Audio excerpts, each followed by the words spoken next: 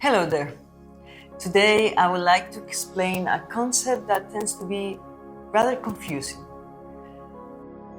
Once you are on a spiritual path and you understand that separation is only apparent, but the reality of who we are is oneness, some questions arise, and there are concepts challenging to grasp.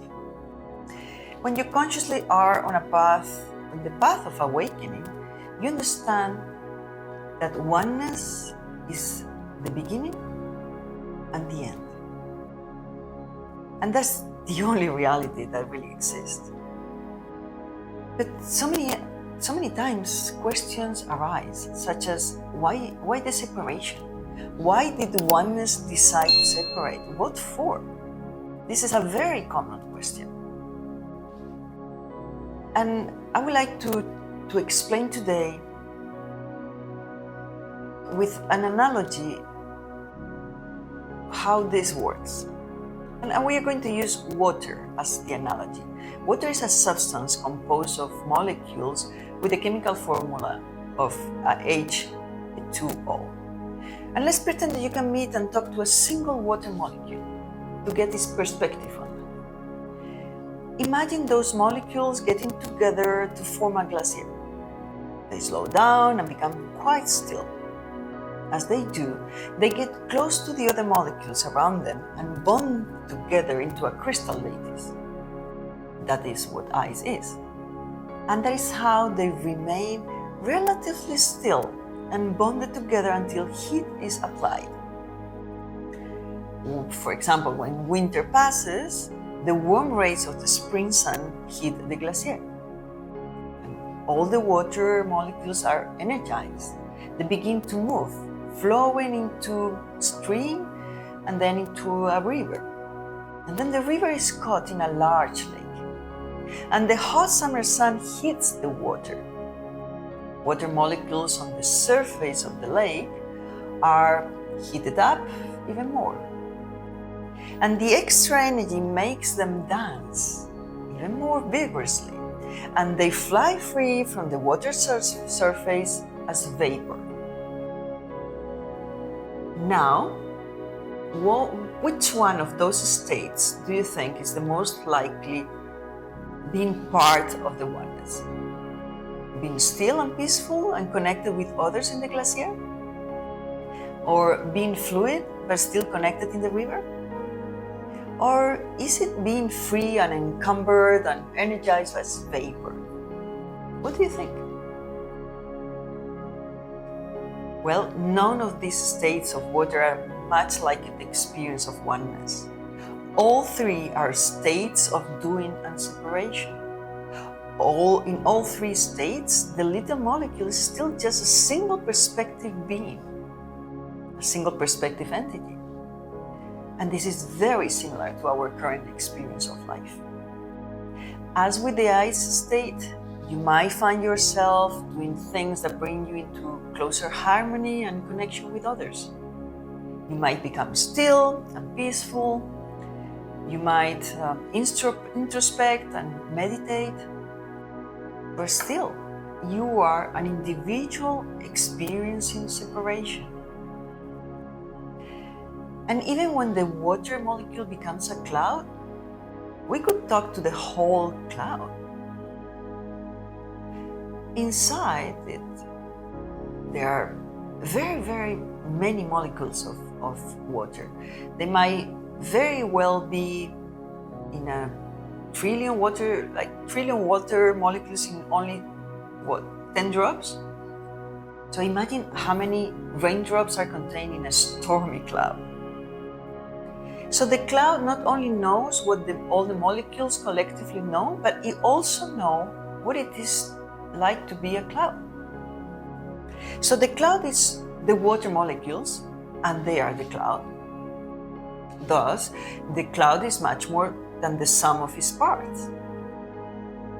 So that would be similar to being able to think all the thoughts that every single person on earth is thinking.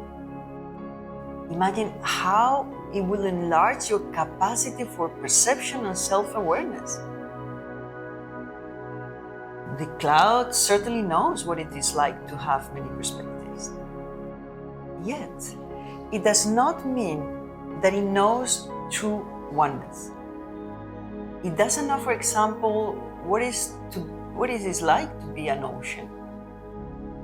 As a result of their greater level of consciousness and their ever-increasing number of perspectives, the cloud is closer to knowing what true oneness is, of course.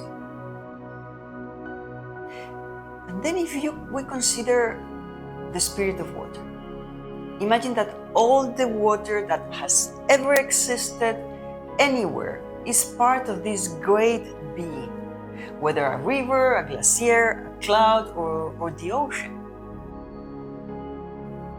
Finally, we will have found a being who knows what oneness is.